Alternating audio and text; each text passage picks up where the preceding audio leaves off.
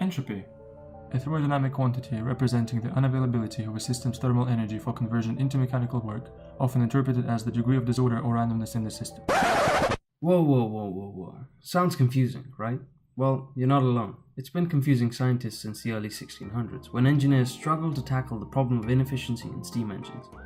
Almost 100 years later, and even the most efficient engine were only converting less than 2% of the input energy into useful work. Fortunately, by the 1800s, a handful of scientists were close to uncovering both the source of this mysterious loss of energy and laying the foundations of thermodynamics in the process.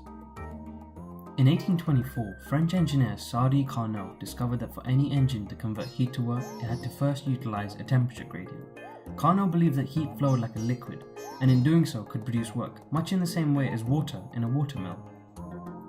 In 1845, English physicist Joule demonstrated the equivalence of heat and work by vigorously stirring a paddle wheel in water and observing the resultant rise in temperature.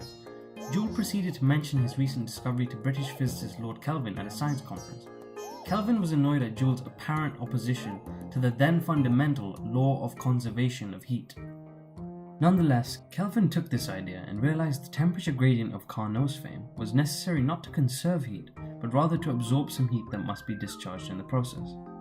Kelvin had consequently happened upon a fundamental dissymmetry in nature, that although work could be converted to heat completely, doing the opposite would always result in some loss of degraded energy. Carnot, Joule and Lord Kelvin were all converging on the idea that though energy is conserved, it is also always degraded in a spontaneous process. It was at this point that physicist Rudolf Clausius took these ideas and defined the term entropy as the property of a system that measures the degradation of energy availability associated with spontaneous change.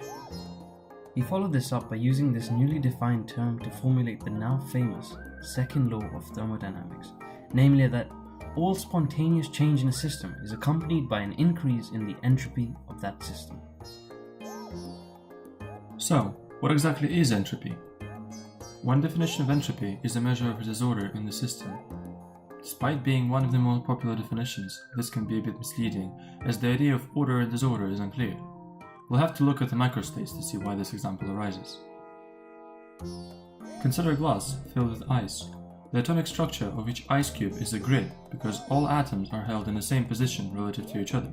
As a consequence, there are relatively few positions or velocities that each atom can have.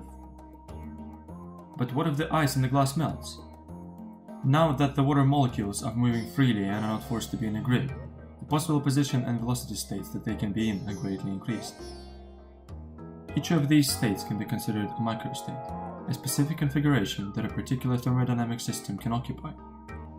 This brings us to another definition for entropy, a measure of the number of possible microstates of a particular system in the thermodynamic equilibrium. It governs which way physical processes go, and why some of them are irreversible. Why, for example, we cannot get sugar back from a cup of tea, or give a melted ice cream its original shape.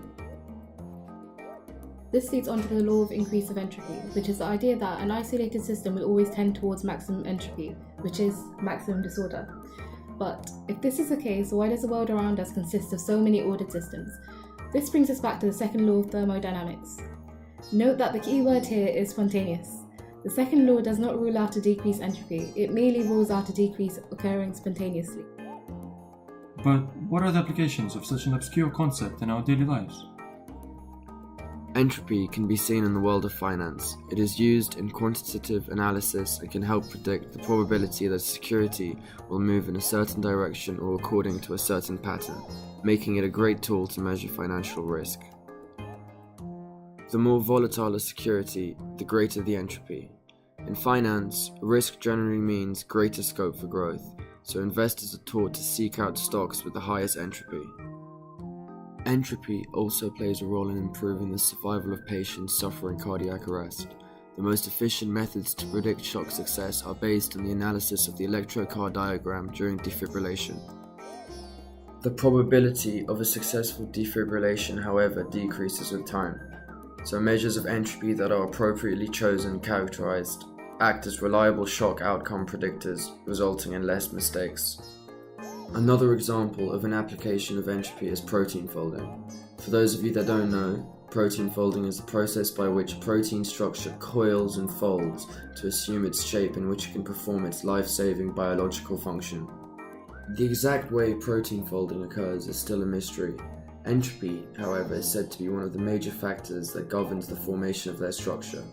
The protein molecule fold themselves over to reduce the entropy of the surroundings, moving the hydrophobic amino acids into the interior of the structure, making the total entropy of the system and surroundings increase and the folding process feasible.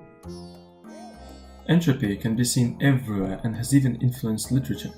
Isaac Asimov's science fiction story The Last Question centers around the problem of reversing the increase of entropy, consequently stopping the heat death of the universe. It's a cool book, we definitely recommend you check it out.